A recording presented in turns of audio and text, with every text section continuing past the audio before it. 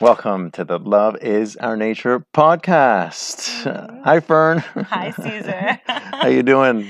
Amazing. Awesome. Let me tell you who this wonderful person that I have here with me is. So if I may, I'll introduce her to you. Fern Olivia is an internationally recognized teacher, speaker, and medicine woman passionate about the power of energy and plant medicine, shamanic practices, yoga, and holistic lifestyle ritual.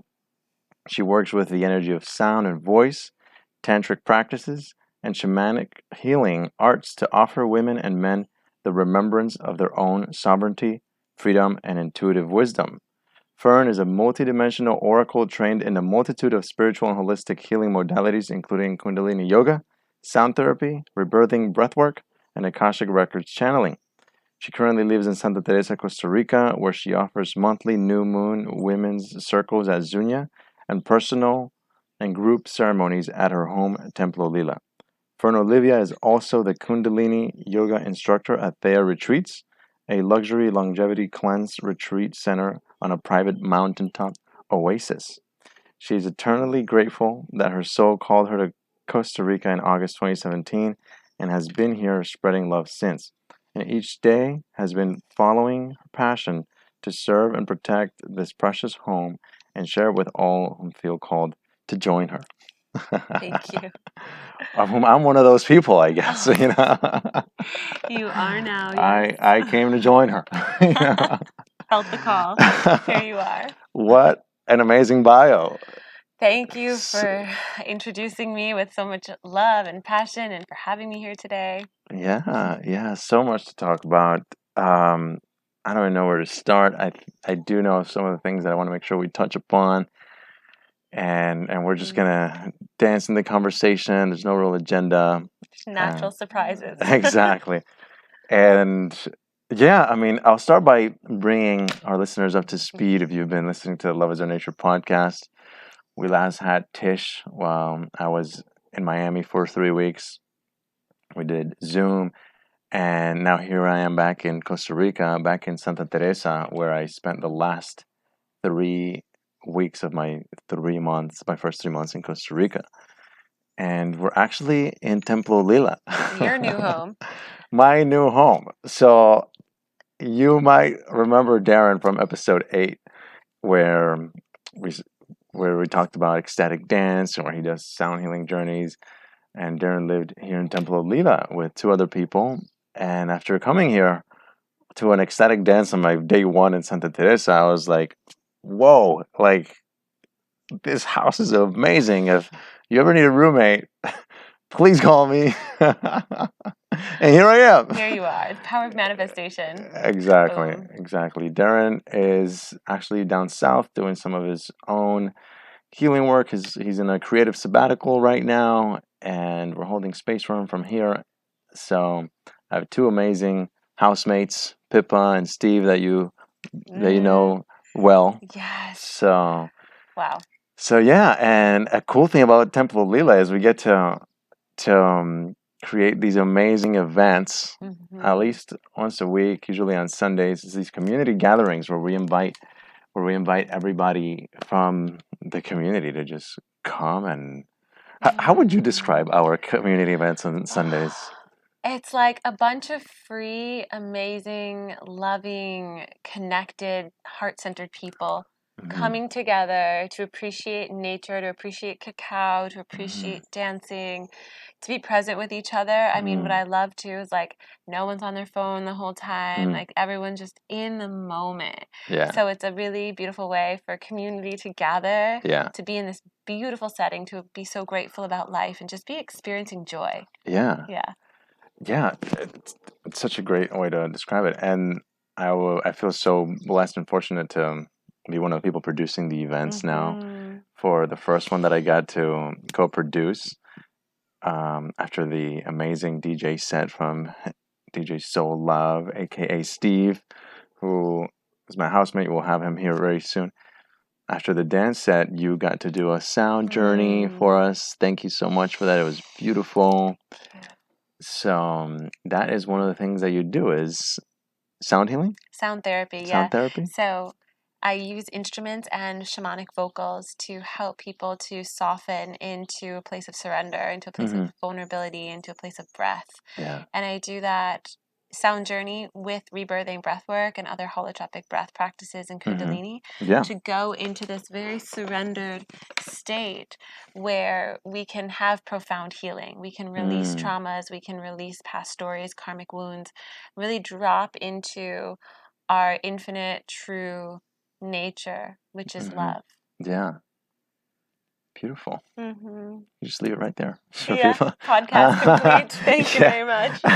No, there's more intimate details, I'm sure. Well, and so how did we meet, right? So I come back to Santa Teresa, and already the very first thing that I wanted to participate in, coming back to Santa Teresa, in fact, I was in the ferry when thankfully I had enough reception to see the message from Rasmus where he's like, all right, we're opening up the medicine song circle, and I see that people had RSVP'd like crazy, and I'm like, there's nowhere else I'd rather be. And he's like, all right, great to have you back, Caesar. We're now full, right? And 2 days later, I go to the medicine song circle, and there you were in Casa Verde with Rasmus, and that's where we met. Yes. I was making tea. Rasmus put me to work. He said, hey, you're here early. Do you want to help? And before I could say yes, he's like, do you want to help? Here's the tea. Make the tea. So I'm standing behind the counter, nibbling on some last minute sweet potato chips because I hadn't eaten yet. And I was like making this tea. And all of a sudden you walk in. And I was like, I haven't met you before. Who are you? Yeah. We were just drawn to each other in that moment. And yeah, we've been hanging out every now and then since. Yeah, it's amazing. That hug was incredible. It's like, yeah, great hug. And now here I am at Templo Lila, giving sound journeys, dancing my heart free, and speaking here. Yeah, and by the way, if you don't know who Rasmus is, you gotta listen to episode 9 of the podcast. Oof, it's nectar for your soul. Yeah, and it has been for mine. Now you're a pretty steady frequenter at medicine song circles as well. Amazing. So we just sing mantras, medicine songs that are traditionally used in shamanic healing and plant medicine, though also they bring you into this space, whether or not you've taken any plant medicine, they bring you into the space of connectivity with the earth, which is what I love. These songs really, even if you don't even know Spanish, you feel the sound current of these songs that have been sung in circles for, some of them are ancient, and they're they come from different lineages and tribes in Brazil or Peru, and you feel that. The thing I love about songs, mantra or medicine songs, is that whatever that intention was, it's been chanted for years, you jump on board that and you ride that wave, so you can tap into the frequency of the medicine through that. It's really spectacular how we can do that. Yeah, I love how you said it. There definitely is like this ancient resonance that when you're listening to the song, or even more so singing it, you connect to. Right? What's your favorite medicine song from Medicine Song Circle? You know. You might have me sing it later. Cognac? How does it go again? Right now? Give a little preview. Maybe the first, just first. Okay. Desde cognac viene, agüita serpenteando por las acequias y entre molinos hacia nuestras vidas. That's the one. Yeah, that's the one. I guess my soul feels that it's about a little river named Madre Cognac, Mother Cognac, and it's about the little river and how we sing to the stars, and it's guiding our way back home. It's so beautiful. Yeah, it's like a blessing of the water, from what I understand. Of the water, exactly, right. And how all rivers lead to the ocean, and how water is life here in the world, and in Costa Rica too. I've gotten so intimate with the water. I've learned how precious she is, and how we can really send our prayers to the water, and that does make a difference. Yeah, wonderful. So, I met you, and I'm like, wow, I feel like I just met the woman from the movie Enchanted. You ever seen the movie Enchanted? Yes. This. Did I tell you this? Not yet. Okay, I didn't tell. Okay, well, I'm sharing with everybody, including you now. Gosh. That's what it was like for me meeting you at first. I'm like, somebody pulled you out of a Disney movie and put you in the jungle, you know. So sweet. That's the biggest compliment ever. So it wasn't, but you weren't always this jungle fairy woman, were you? No. You have a Wall Street background. Yeah, I do. I want to hear about that because I was- haven't gotten too connected with your history, with your background in that way. So Yeah. tell us about Fern pre-jungle woman. So that was over 7 years ago. So I Mhm. feel like it was another lifetime. Mhm. Though for nearly 8 years, I worked on Wall Street. Well, I started in Times Square, though still in banking. And I was literally working at 111 So you Wall went to Street. college for finance or something? No, I went in for biomedical engineering. Oh, wow. So I studied medicine. I went in for pre-med, and I realized during that journey that I wanted to help people heal, but I didn't really understand what that concept was at the time. And I didn't want to go into med school, and I studied electrical engineering and mechanical engineering, and it was all very mindy. And I didn't know this connection at the time, or that it was mindy at all. I just knew that I had more heart. So I went into finance. Go figure, right? Like that doesn't make sense, but that's where the money. What had you go into finance? So I was in entrepreneurship as my minor, and I didn't know what I wanted to do. Yeah. And I did know that I needed to make money after college because I didn't come from a financially, affluent background. So I knew that I wanted to do something that would make my family proud and that I would make money and live like how I saw my friends, from their more affluent backgrounds. I wanted to have that. I wanted to have what they had. And to go into finance meant that I would make money and get a 6-figure job. So I worked my way up to vice president, had the great income. Vice president of like a hedge fund or No, like I was working in Morgan Stanley and Citigroup, and I was okay. doing data and risk, and it was not glorious or, Very it exciting. wasn't like trading or something or working at a hedge. I did work at hedge funds, but I did admin stuff for them and like little side projects consulting. Though it wasn't like I talk about it and people are all like, oh, she worked on Wall Street. I'm sure a lot of people listening go like, okay, that's credibility. But the thing is, it was eating at my soul and it was tarnishing it so much. 8 years, huh? Nearly 8, counting the internship. So Wow. I had a job from my senior year in college. I already knew that I was hired. I was hired by a couple of the banks and I got to choose, which was beautiful, though, because everyone wanted the engineer, because the engineer's mind can solve all they can solve all the bank's problems, basically. And I learned very soon that it was not glorious. And I fainted in the subway one day in New York City on my way to work, wearing high heels and a blazer and, all that. I was on the birth control pill and thyroid medication, and the two of them were conflicting in my body and creating so much liver bile and so much toxicity that my body couldn't handle it anymore. My soul was basically like, okay, enough. Stop living out of alignment. You're more creative. You have a heart. You have a soul. You have to do healing work first on myself and then on others. And you probably didn't see it that way that exact moment. No, right? It took years. It's like we don't always see things right away like that. At first, it's just like I fainted in the subway. Okay, now I need to whatever it is. But it took me a while to connect the dots, and I didn't quit my job until years later. Though my soul was speaking to me this whole time, like, that's enough, Stop living out of integrity. Stop living out of alignment. You really need to figure out who you are, what your purpose is, and then from that came the healing years later. Yeah. Yeah.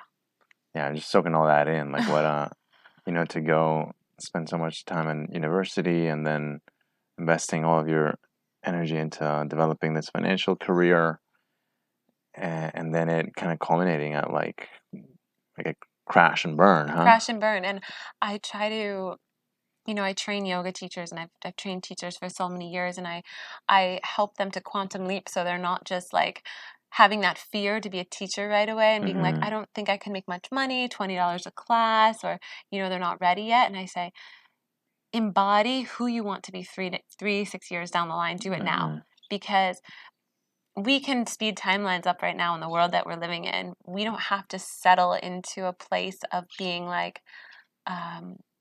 there's a mix between humility and confidence, of course, that we don't have to suffer and get less than we're worth. We can live in the heart space and and really believe in ourselves and surround ourselves by people like our tribe who have been on this podcast, who are doing amazing work. And remember, we're not alone. You know, we're supported. We don't have to do everything alone. This world is not meant for that. Yeah. So when I was able to settle into that space, I was able to like, okay, yeah, I can do this. Okay, so take us a bit from like fainting on the subway and then choosing to leave the finance to then, I don't know, like how you arrived at this conscious path or whatever we want to call it. Jungle woman. Yeah, let's call it jungle woman. Jungle woman. So I left that career one day. I was at a juicing summit in New York City. Yeah. On technically when I was supposed to be working, and I had my BlackBerry and I would just like scroll the little scroll ball to show that I was online. And I was at this juicing summit and I was like, okay, today's the day I'm gonna call my boss and let myself go, let myself be free. And that moment was pure liberation. Did you know what you were going to do next? Well, yeah, I had my business. I was already working my yoga business and wellness company and retreats for 3 years. So I was doing retreats. I had private clients. I had a steady income. I had a wait So list. for 3 years you were doing both? Both. I burnt my wow. adrenals out. Yeah. So for 3 years I was doing both, and I had a booming yoga business, wellness company. I was working with brands all around the world. I was traveling internationally. So I had my job on the side. So it wasn't too scary because I already knew that I could make it. You know, I already had my business going. So I was using my finance career as seed capital to invest in my business. And then eventually I was like, I can't do both anymore. Why do I not believe in myself fully? So that's when I left. It's like proving myself. I believe in myself fully. Everyone else believes in me. My clients believe in me. My mentors believe in me. Some of the best yoga teachers in the world were taking me on, you know, as their mentee, as their apprentice. And I was like, okay, what is it that I don't see yet? And then so I finally set my wings free, which was the best moment of my life. Yeah. And then I moved from New York to LA. And then soon after that, 2 years later, from LA to Costa Rica, where I've been for almost 4 years. Yeah. Living free. Living free. Which is one of your passions for people, right? Yes. So Yes. how would you describe that? Like, you know, you told me right before we started that that's one of your main things you want to enable people to live a life of freedom, right? So what do you mean by that? So it's interesting because the other day I was standing on the edge of my pool. I have a very similar pool to Templo Lila. Yeah, you have your own temple on a mountaintop. Temple Gaia, Templo Lila, they're very similar. And my mountaintop temple, I was standing on the very edge of my pool at the edge of the mountain being like, wow, I love living on the edge. You know, like I don't have a set structure of calls. I don't have a job that I report to anyone. I don't have I don't even see weekly, monthly clients right now. I completely have my wings open to the universe with receptivity whenever that next sound healing is booked, whenever a medicine ceremony is booked, a client coming on a personal retreat or a cleanse, or the next event. And I shared this the other day with you. I was like, my car, I got to get new tires for the car. And then all of a sudden I couldn't get to Medicine Song Circle because I was booked for a sound healing job. So I this isn't for everyone, this path. I'm not saying that everyone quits their job and lives this life, but I live very well on the edge because it is freedom in my soul with numerology and life path and human generator, if anyone's familiar with that, or human design. I'm a manifesting generator, so I can manifest very easily, and my life purpose and my life path is to live a life of freedom and show others what's possible. So that I'm living my truth by living in freedom.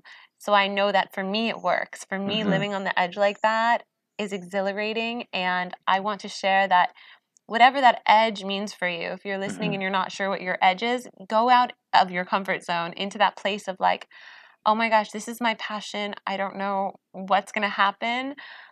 I'm willing to be surprised. And that's when the universe can show up and give you more than you've ever thought possible. Amazing. Wow. And what are some of the things that have most supported you in going further into yourself and being this truer and truer version of you? There's so much. I mean, I've done life coaching and, you know, so many different spiritual development courses. The number one, though, has been most recent with ayahuasca. I was sitting with the sacred plant grandmother. Wow. That has helped me, because I've known my inner child struggles and my ancestral healing wounds, and I've known those things.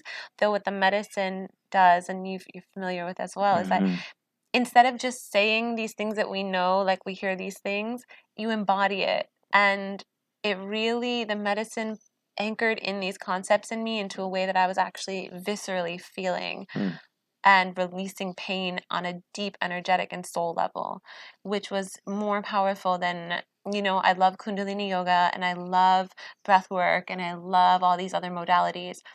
Though it's not like those ways were surface to me, and I'm only speaking on my personal journey, not the collective, because some of that can transform someone completely. For me, it was like I would create a new habit, I would have a new thought form, though it didn't last. It wasn't sustained. And I've been really, really, really committed and devoted to my integration process with the plant medicine, which it's like the most important thing. For me, I sat with ayahuasca 6 times in 1 month, just before my 35th birthday a couple months ago, or 1 month ago. It's quite a bit, huh? It was intense, and it wasn't my intention. My intention was to sit 1 time. Yeah. Though there was so much deep healing and darkness and shadows to be looked at that I was finally ready to do. And that's why I waited years to do this. And this path is like one that is, it requires time. And I've given myself that time to really sit with myself and heal.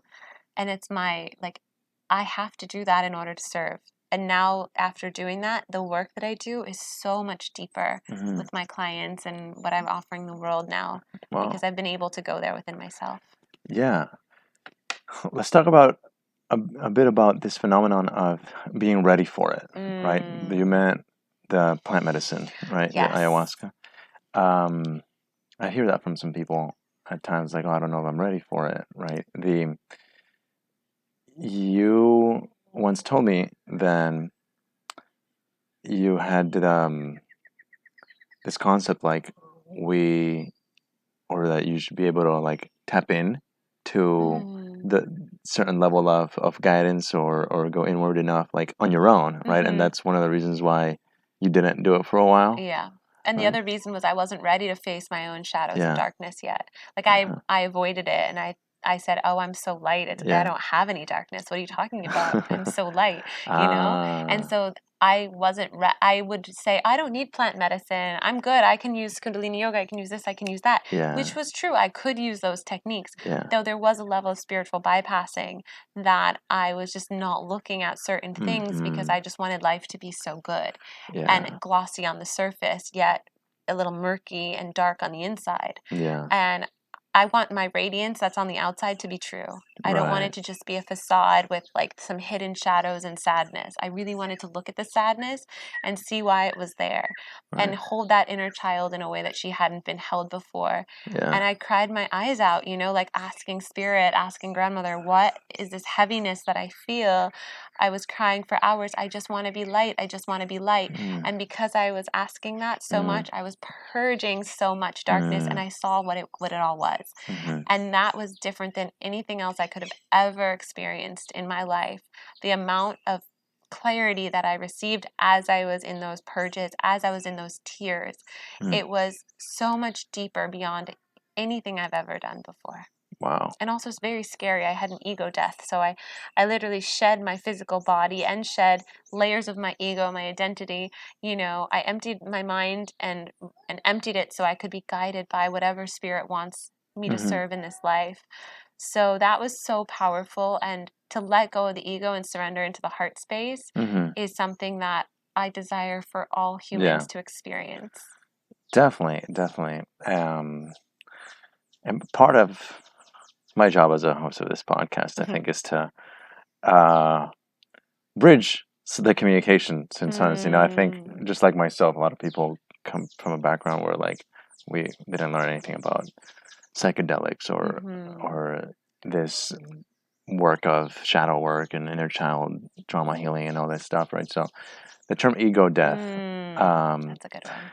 It's not like you no longer have an ego. Right. And that's like such a lofty goal that is like impossible nearly. Yeah. I mean, you can name very few people that have completely detached from the Yeah. ego completely. We all have, fear of some sort of judgment, wanting to be a certain thing or a certain title. What my ego death was, I can only speak to my personal experience, was that I released so many layers of needing validation, needing love in a certain way, or to look like a certain, like needing love to look like one thing, or wanting something because I had a desire. So I was able in one of the ceremonies to shed my desire, my lust, like all of these things that were weighing me down and keeping me heavy, because it was a wanting, a grasping, a heaviness, a lack inside myself, and seeing where it was. And that was the ego, and the perfectionism, and the needing for, something. Approval. Yeah. And then the ego death was basically a purge of like an excavation of an entity, of an excavation of karmic wounds. It felt it in my body. And on the other side of it, I literally felt my mind getting erased. And it was the most liberating feeling, the most freeing feeling. I felt my shoulders drop. I turned into a puddle of goo, and I saw myself melt on the floor. And it was, instead of feeling like, oh my gosh, where did my body go? Or, now my mind's empty, I'm going to be stupid or something. I was like, I literally said to the medicine, take my mind. I don't want it at all. Yeah. And I saw it dump out everything onto the floor, like all the old programming. And then my mind was empty. And instead of having a fear that I would lose all the education and all the knowledge, I was like, take away the titles, take away everything, I even said, take away my home, take away everything. I want to start fresh. And then I had a rebirth, and it felt like I just was flying. And what came of that was that after I got back from the ceremony, so the most important thing is the integration, I stopped doing a lot of things that I was doing before because they gave me validation. Like teaching certain things, offering certain types of sessions, because I knew that I was good at them and people would come to me for that. Though that was so ego-based. So I started to say, no, I don't really do that anymore. So you found that you were doing those things more as a form of self-validation. Yeah, and the thing is that it was consuming time from what I really do love to do, like vocals, shamanic voice, sound ceremonies. And ever since I started letting go of the things that I don't really find joy in, that were more ego-based, my soul has literally been so opened up to all these opportunities that come into my life now that I wouldn't have time for before. I have more time for me. I have more time for others. I have more time for love. Like I'm just, that's what the ceremony opened me up to. Yeah. By the way, you're one of the most interesting women I've met in the world. Like there's so many. That's such a great There's compliment. so many things. So many. Like just today, we've hung out for I don't know over 3 weeks now, and just today I learned you were a jockey. You rode horses. Oh yeah, jockey. No, I wasn't a racehorse. What is the show jumper? Show jumper. But I wasn't a jockey. Jockey are the racehorses. Different. Yeah. Yeah. And you also had a TV show. Can you say a little bit about what the TV show was? Okay, yeah, the horseback riding was younger. Okay. I did show jump and do cross country, and I had horses, and I love horses. The TV show in LA, that was a passion project. Basically, is that I had a producer at a TV network in LA that would film me interviewing, just like you're interviewing me, interview influencers and founders of companies on their definition and their views on sensuality, sexuality, passion, romance, tantra, and self-care from a place of, asking them about their personal practices and inspiring the world. Cool. So I still have that. Some of the episodes are on YouTube. Yeah. I'll eventually put more on iTunes. The content, as I mentioned before, is pure gold. Such amazing, amazing, amazing humans on there. Yeah. So. Okay, great. Let's go back to plant medicine for a little bit. Let's go back there. That's where the juice is. Yeah. So ayahuasca, you held out on it for a while, but you did other forms of plant medicine before that? Only psilocybin. I When dabbled was into peyote. your first psilocybin experience? It was at Envision Festival, and I did here in Costa Rica. In Costa Rica, only like 3 years ago, I think. Okay. And I actually did it by accident. I know that sounds crazy.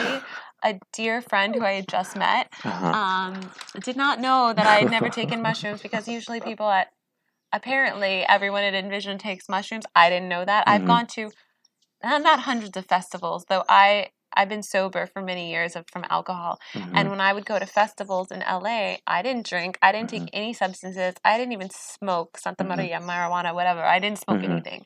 And I went to so many music festivals completely sober. So I didn't know that at Envision that everyone's on something. Because when you haven't taken substances, you kind of are oblivious to that people are on them. You're just kind of like, I'm happy. Everyone's happy. Cool. Yeah. Like, you don't know. It's so innocent that I am sometimes. Right. And so I'm at Envision and he offers me mushrooms in the chocolate. And I'm like, oh, that's so cool. That's so like, cute. It's a chocolate. Yeah. How powerful can this be?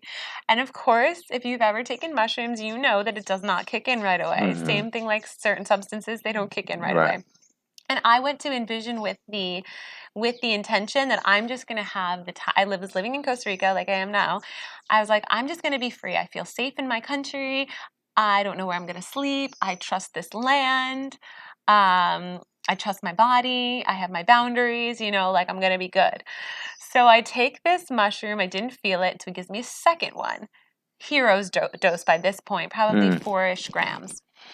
And then 4 grams. on my first time at Envision with the lights and the music and everything. For those of you that don't know, usually 2 grams is like a full dose, right? To go on your own ceremonial journey. So that's double. Double. Okay. So I'm sitting in the tea lounge with him, and then all of a sudden the room starts spinning. And anyone who's been on the plant medicine and mushrooms know that, your first time can be a little scary, especially if there's sounds. I literally called. I saw it all happen, and he was like, "Are you okay?" And I was like, "I think just go enjoy the gathering, I'll just lay down here and be good." I saw all the starting the colors start to happen, and I remember like Mickey Mouse and some other like characters, and I was like, "Oh gosh." And the medicine told me, surrender. Simple. Just surrender. So I went into my breath because I've been doing breath work and meditation for years, and I just went into meditation space. I protected my body. I surrounded myself with light. I said, no one's going to violate me. I felt really safe within myself, even in that like really altered space. And I kept holding my body and I was like, okay, I'm still here. Okay, I'm still clothed. Okay, I'm still in the tea house. Great. Things are good. And I don't recommend what I did to anyone, right? Like I do not endorse just going to a gathering and taking a hero's dose. That's why another reason why the night was amazing, by the way. Saw my higher self. I was starting to Reiki the trees. I saw everything before it happened. I had a life-changing visualization and destiny revelation about my future and my purpose and it was incredible. So it ended up being totally magical, magnificent.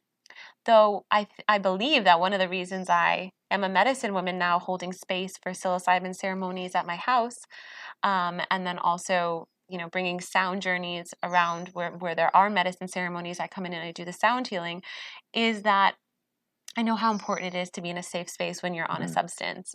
The last thing I would want would be someone to have a trauma from an experience because they were under some sort of substance and either they had a bad trip or, because the medicine, I honor the medicine. It is a very powerful tool for getting connected to the earth, like Reikiing trees. I've had this beautiful new relationship with trees where I can hear them, I can pray to them, and they have a language and I can speak it.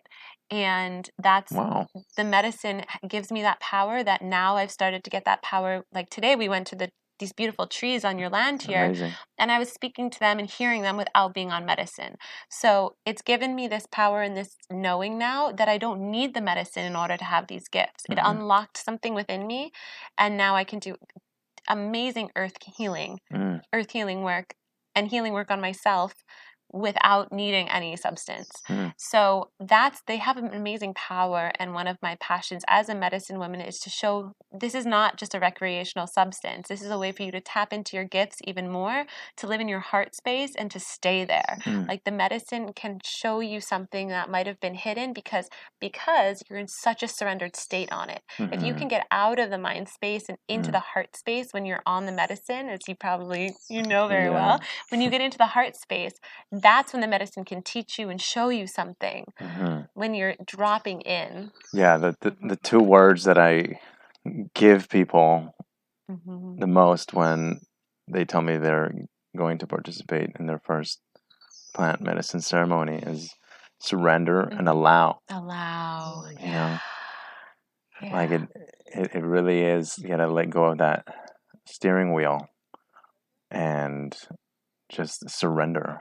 Right. It takes trusting too. Right. You gotta Takes trust the trust. space you're in. So you definitely want to make sure that you're with somebody who's gonna guide you, facilitate for you, as you do for people. That's what I'm so Right. passionate Yeah. for. So once you have the trust there, what's important is definitely that surrender and then that allowing. And you never really know what's gonna come through, which is I think the part where our Western minds struggle with, right? Because we become so logical. And I for sure I was somebody who, I mean, here my time in Costa Rica has been like a detox of that right-sided logical mind, or the ego mind, as they call it in the indigenous culture, right? The ego for the logic and the condor for the heart, right? I was full ego, right? So yeah, I do see it a lot. Like we wanting to know, well, what's gonna happen? Like if I let go, like.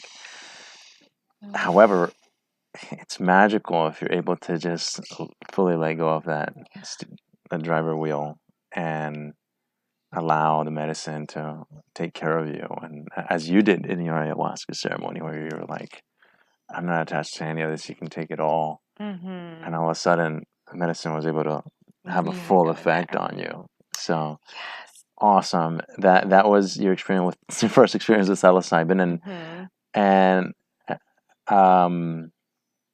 so then you participated a few more times afterwards? Yeah, in more ceremonial spaces. So Yeah. that's what really shifted it for me. Is I had a couple sisters on my birthday in Nosara, where I lived there. A couple of us sat together and we did a more ceremonial, because my first one wasn't I mean, we set an intention together, my friend and I, before my trip started. I had it was, we set an intention. It wasn't just like, here's this, take it. No, we sat down, we set, because it's so important to set an intention with any medicine, even cacao, even a cup of tea, like, so it's so nice to set an intention with each sip or with each nibble and really feel that infuse into your body. So I did a couple ceremonial ones, and then here in Santa Teresa is where it really started. So a shaman that I work with here in Santa Teresa, I went to a couple of his ceremonies, and the first one, wow, I had such a profound experience about my path. And the medicine said, we are your teacher and you are our teacher. You need to serve us. Show the world this medicine.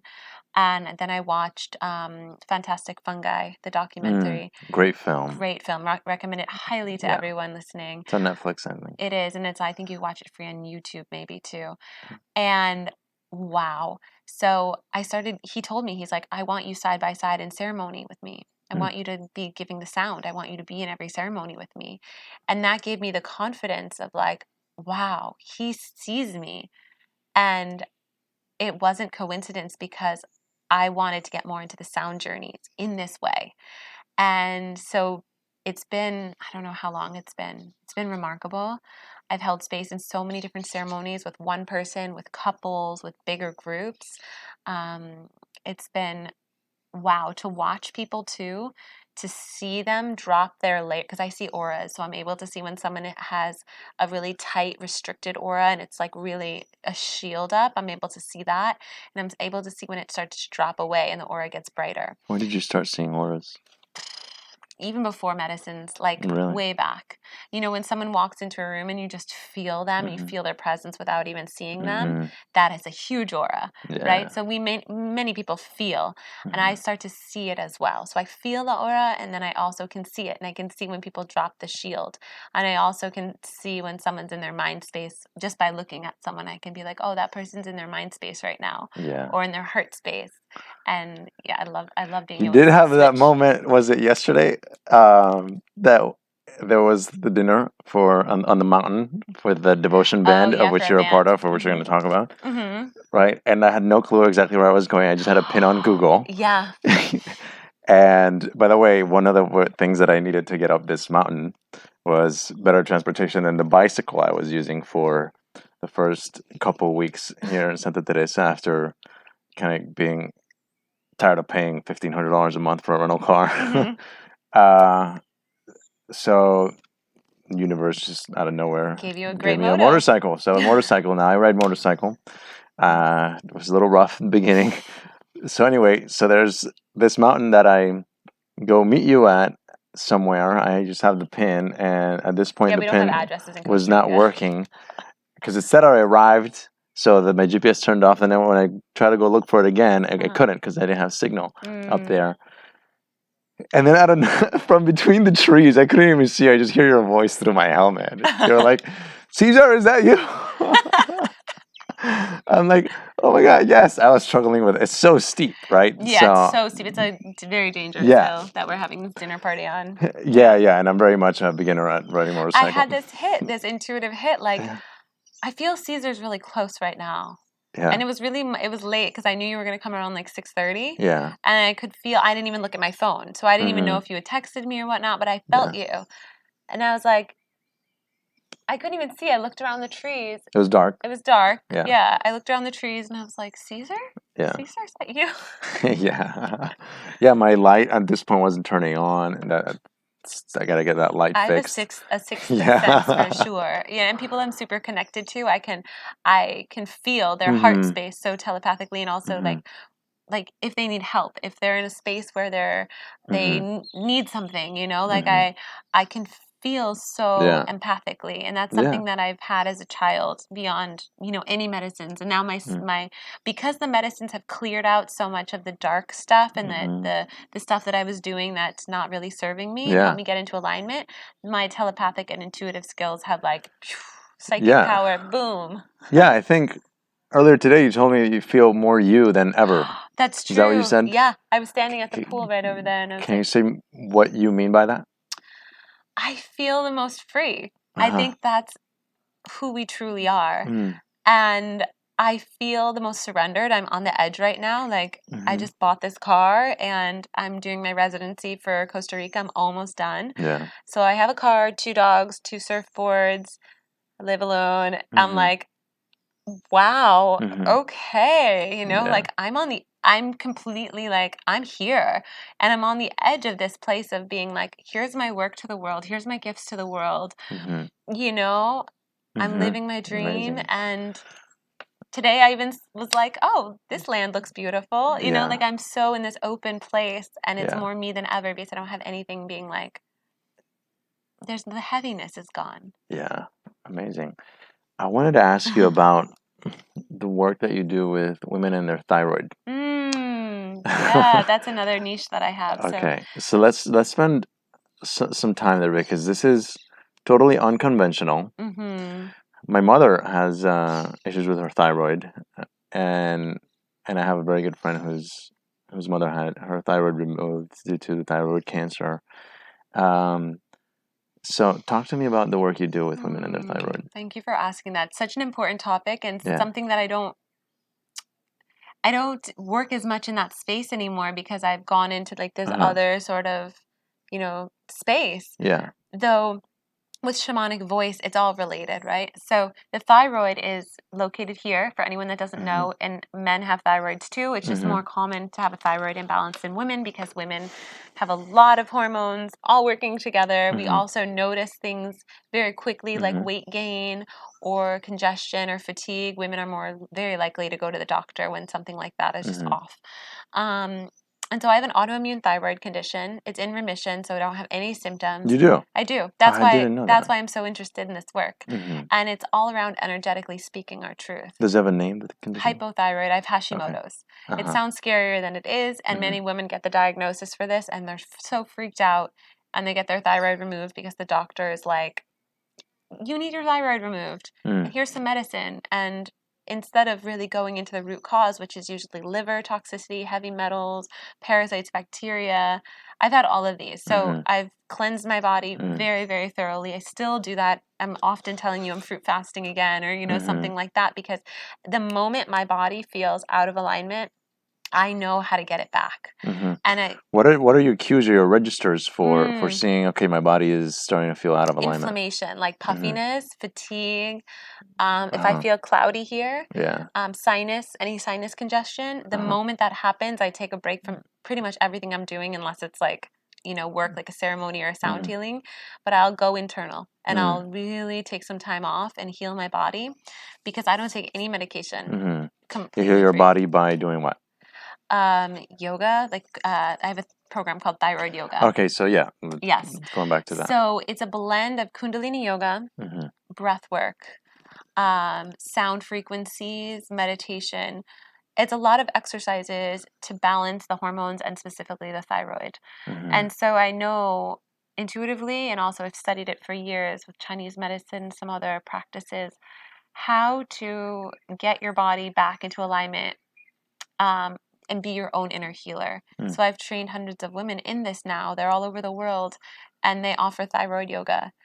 And so I have an online teacher training program that's open now. I mean, anyone can just go in now and get the library of content that I've created since when I started this in 2013. Nice. So I love empowering people to be their own healers and women to free themselves from the mercy of a diagnostic. You know, the doctor says, oh, you have a thyroid condition, you need medicine, instead of just trusting the guy in the white coat. Yeah. You know your body better than anyone else. So I teach people how to listen to their body and then how to use those signs into, okay, what exactly do I need right now in order to feel better? So you said you're not really doing this work yourself anymore, but there's teachers you've trained Yes. that They do that carry the work. legacy. So they carry the torch, and then also I have the online training program to become a teacher. And I have a mentor here in Costa Rica, someone I've trained, and she's the mentor of the program now. And she'll help train the teachers as well. So there's somebody that so for women that are having Yes. thyroid issues, what would you recommend they do? Go to thyroidyoga.com, see the training program, and then get started and take your health into your own hands and start empowering other people, because I'm a book of knowledge and I'll share everything that I've ever learned. So is there case studies, testimonials of Yes.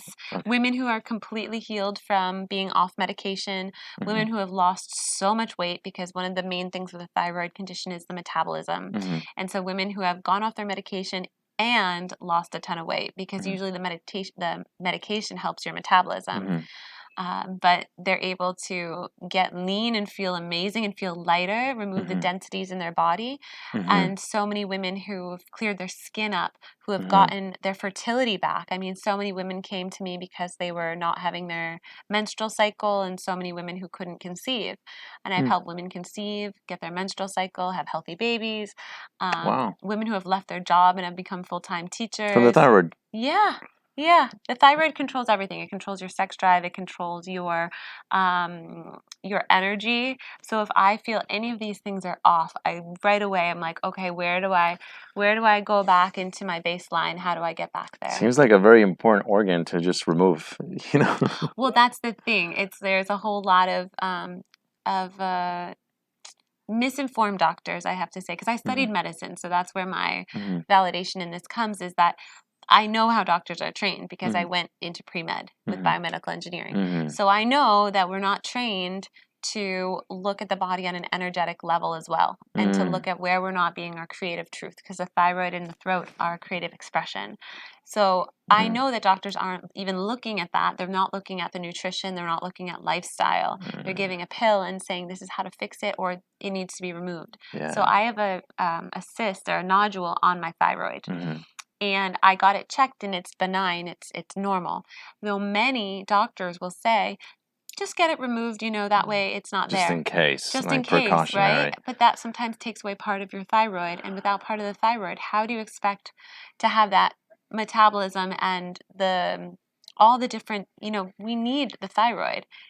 It's a check engine light. It's literally like, if you don't have the check engine light in your body, how is your body going to have a radar that something's up?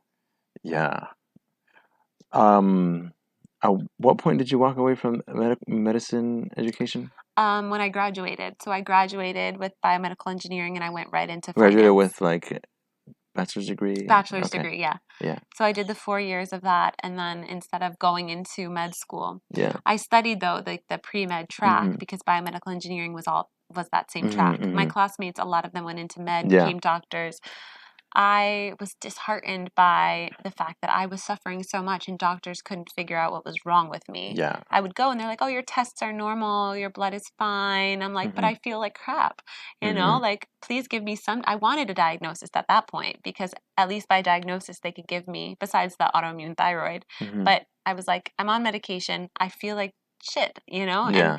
they, instead of giving me anything, they would say, just take another blood test in 6 weeks and come back. And without receiving any clarity on that, my blood tests were perfect. Everything was clean. And I was just like, okay, I need to take this into my own hands and heal myself. Wow. So Good for you. thank you. It's amazing. Okay, great. So much. Wow. So that's why I'm a medicine woman. Yeah. Yeah, thanks for all that work you've done and continue to do for women and for people. What else do you want to talk about? What other juicy things do you know about me that you can share? You do like these one-on-one retreats with people, right? Yes, And I do. So why do people come to you? Like, what's the reason that they've come to you? Because I listen. I'm patient. Yeah. I love to hold space for someone, just be themselves, be safe, and have a container to like just grow and be held. So the women that come, I mainly work with women. I have worked with men as well, though mainly my clients are women. They've come from either high stress jobs or sometimes relationships ending or, something where they need to find themselves again. And the work that I do brings together the Thyroid Yoga or Kundalini Yoga with breath work, with sound healing, voice activation, to find freedom and to find who you truly are and be there and stay there. Nice. So the retreats that I do here in Costa Rica, I have a retreat center right at my house. So it's such the perfect space. And which is just a magical manifestation, that house. Well, that's the thing too. Yeah. The manifestation of where I live, Temple Gaia, is that the retreat center, Thea Retreats, is a cleanse and detox longevity retreat center.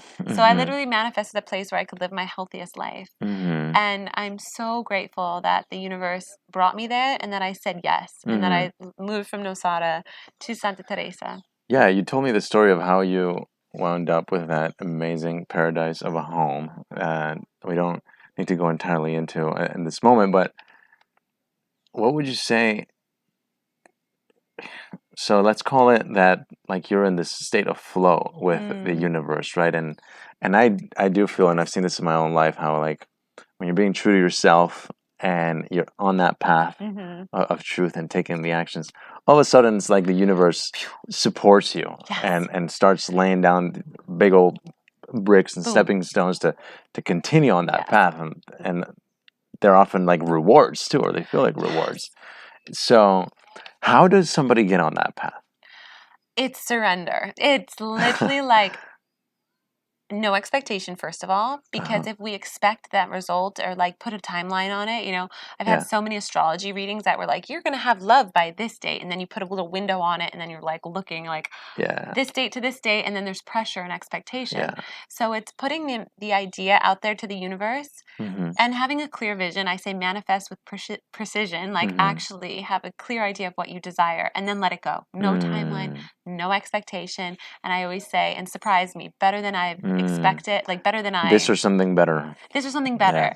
And it's really funny, Pippa, who's on the episode after the next mine, episode that's already been recorded, because time doesn't exist in this reality. It's circular. So it's so funny because I went to this resort called Anamaya in Montezuma, living in Nosara during quarantine. Of course, I was there for almost 3 years. And Pippa, I met her my first night at this resort called Anamaya because I was visiting another friend. No desire to move to Santa Teresa whatsoever. I was coming back and forth here for the last 3 years. I got my little angel wing tattoos. Where can you see them? For those that are listening, I got my angel wings. Fern's got angel wings tattooed on the back of both her arms. So anyway, she's a real life fairy. I'm real life fairy.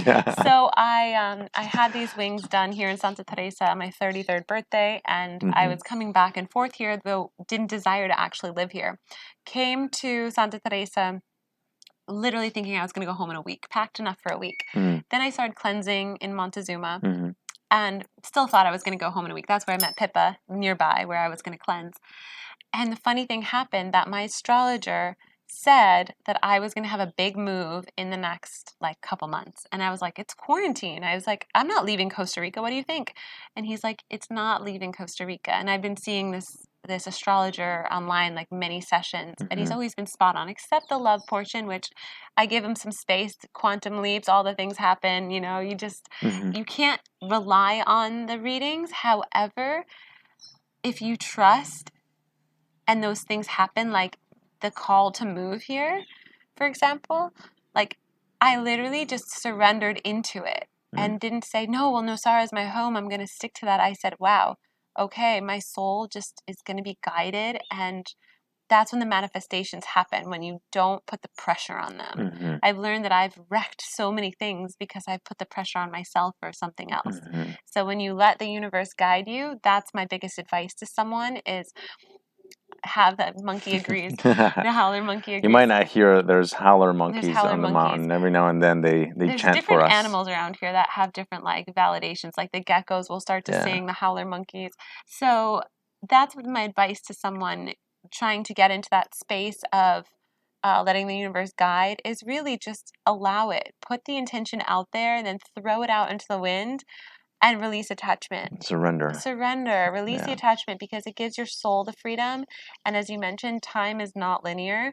So, and things are shifting so much in the world right now. So what you hear in a reading, astrology, or Akashic records, whatever it is, to let go of the timeline that you've been given for that, because you have your own free will. Everyone has their own free will, and the world right now is shifting so much. So just to be open, I say stay open. You never know what's waiting for you on the other side. Yeah. And before coming down to Santa Teresa, some people called you the mayor of Nosara, right? You have an amazing memory. Yeah. Why was that? How did you earn that nickname? Because I was just I had a beautiful house that I would, just like I do now. I'm a Taurus. So Taurus women are all about hosting and throwing gatherings and making beautiful food and being sensual. That's just a Taurus thing. And I had a house there that I was throwing gatherings. Before my house was even done with construction, I had musicians come to the space, and there was no furniture, so the acoustics were amazing. And I had amazing musicians play, and we had a big open space to just have fun and make beautiful food, have potlucks and sing. So I knew a lot of people in town. I wouldn't say everyone because that's just an overstatement, but I knew amazing, amazing people, and we all got together and did what we do here in Santa Teresa. And Nosara is a little bit smaller too, and my house was known as the mayor's house. It was right in town on the beach, and just having the other thing, having an open home. You know, everyone's invited. Bring your friends, just like we do with our gatherings here. You know, like it's not exclusive. It's not, you know, it's like if you hear about it and you're gonna bring someone, great. Like I never would turn someone down. And what another amazing thing is about Nosara that I loved, there are much more people from Costa Rica living in Nosara. So I had a lot of friends, Tico, they say in Costa Rica, Tico, a lot of friends from Costa Rica. So my gatherings, sometimes mainly people from this country. And that was really special. Nice. So I literally did have a very open and inclusive place and a place where people could meet each other. Yeah. So I was a connector as well. Yeah, so the mayor of Nosara. Awesome. Alrighty. Well, we'll leave it at that. It was so great to have this conversation. Wow. I can't believe the whole hour flew by already. Flew by. We're just gonna keep talking. So yeah. I usually invite almost everybody back to do a second episode because there's just so much more we want to talk about. So much more. I'm definitely would love to We're invite doing you one back with the again. band, with the devotion band. Yes, you're part of a band. I might or might not be part of the band. I think I'm like a temp. You are, you know temp what? percussion. Temp percussion. I think I earned that title somehow. You'll be doing some shows with us, and you know what? If you live up to your percussion, get that drum. We're getting a drum. Okay. So you know the band Devotion is all about mantra and medicine songs to help people drop into their heart space and have a deeper connection with the earth. Follow them on Instagram at Devotion Band. Devotion. Ocean, like the ocean. We'll put it all probably in the show notes, it'll be in right? the show notes. So and you'll be doing some shows with us, which I'm so excited. Yes. And we're going to a retreat Visionaries Yes. Immersion that Tish and her amazing team are putting together. Yes. Can't wait. And Darren Mose will is be going to be there. there. Mose, Darren's going to be Darren, there. Sam Garrett. Sam Garrett. It's going to be Lots incredible. of amazing people. So I'd love to give you an opportunity to invite people to connect with you however you prefer. Fern Olivia on Instagram or fernolivia.com are very easy ways to connect with me. Drop me a message. I love to connect. However I can be of service and share this medicine with you and, help you to feel more free, more in your heart space, and live with integrity for all that you do. That's why I'm here. Amazing. Yes. Thank you so much. It was great having you. It's been great to come into this second chapter of Santa Teresa and meeting you immediately. And through you, I've met so many wonderful people. I've also connected to the Kirtan community down here, which you are responsible for, really. So thank you for Kirtan, which you sing so beautifully as well. Definitely follow Fern on Instagram. You'll get to watch her sing. You'll get to watch her dance, do her own shake therapy. I do that. That's motivation to check that out. yeah, and so many more things. So thank you, Fern. Thank you. Great having you, Cesar. and thank you for tuning in. Love you all. We'll be in touch, and until next time, bye-bye. Thank you.